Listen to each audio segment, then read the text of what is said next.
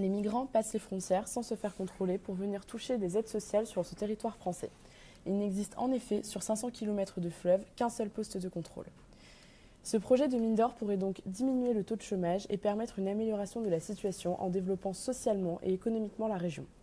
D'un point de vue environnemental, la mine d'or se situera entre deux grandes réserves naturelles, Lucifer et Décou-Décou, qui constituent la plus grande réserve biologique intégrale française avec une faune et une flore rares.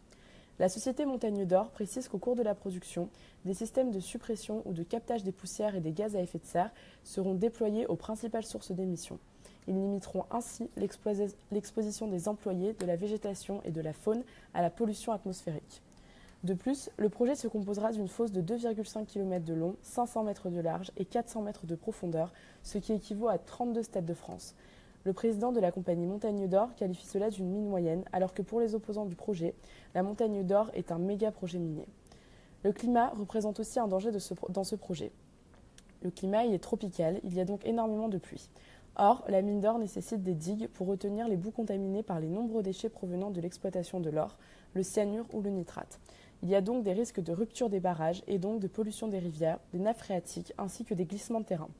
Tous ces éléments auront un impact sanitaire immédiat sur les populations autochtones qui dépendent des cours d'eau des environs. De plus, il faut énormément d'eau pour faire fonctionner une mine, puisqu'elle est utilisée lors des procédés de traitement de l'or. Une quantité que l'on retire donc à la population et aux terres agricoles. L'empreinte CO2 de l'exploitation de la mine représenterait 60% d'émissions de gaz à effet de serre pour la Guyane, avec 400 millions de mètres cubes de déchets par an, soit 5 dunes du Pilat.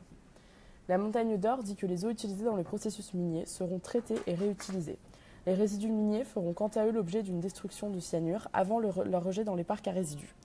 Tout au long de la durée de vie du projet, puis pendant 30 ans, un programme de surveillance et de suivi sera mis en œuvre. La déforestation due à ce projet pose également problème. La construction des infrastructures minières ainsi que les travaux pour construire une centrale biomasse afin d'alimenter en électricité la mine engendreront la déforestation de plus de 200 000 hectares de forêts primaires.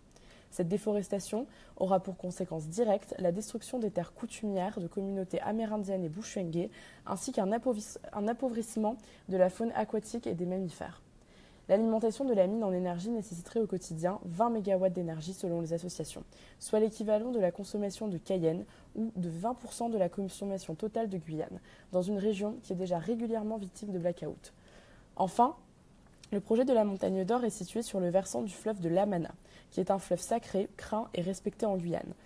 Mais seul un collectif ethnique, la jeunesse autochtone, s'est réellement positionné contre le projet de la Montagne d'Or. Ce groupement d'une vingtaine d'Amérindiens dénonce les conséquences écologiques du projet et entre parfois en violente confrontation avec la police.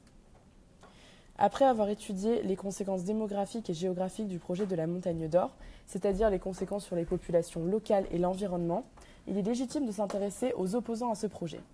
Nombreuses sont en effet les parties prenantes qui s'opposent au projet. On y retrouvera deux grandes catégories, les opposants environnementaux qui prônent la protection du territoire et les opposants financiers qui dénoncent un projet inégal en termes de retombées financières. D'un point de vue environnemental, les opposants sont donc nombreux. Associations locales et internationales, collectifs régionaux comme Hors de question qui a déjà recueilli 188 000 signatures sur sa pétition et Nicolas Hulot, ministre de l'écologie, qui s'est déclaré contre ce projet. Le fait qu'un ministre soit en désaccord avec son président est tout à fait notable.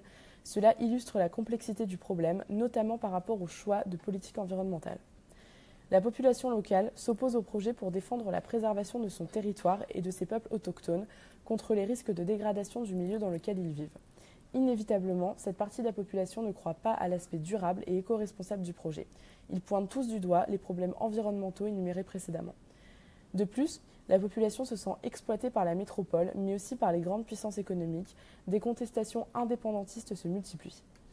Les habitants se positionnant contre le projet dénoncent une superpuissance des exploitants dont les intérêts économiques russes et canadiens priment selon eux sur ceux des populations locales. Le tout soutenu par les institutions françaises et guyanaises. On peut souligner également que le milliardaire Mordakov, actionnaire principal de Norgold, est étroitement lié au gouvernement russe par son influence et son pouvoir. Il met donc en jeu les relations économiques mais aussi diplomatiques entre les deux pays. Léon Bertrand veut absolument que le choix revienne aux populations locales et non aux ONG. Il veut défendre ce qu'il appelle une démocratie participative. De plus, ce projet fait peur, notamment car l'entreprise Norgold est déjà propriétaire d'une mine au Burkina qui provoque de nombreux problèmes dans la région. Retard de paiement, licenciements, colère des populations locales.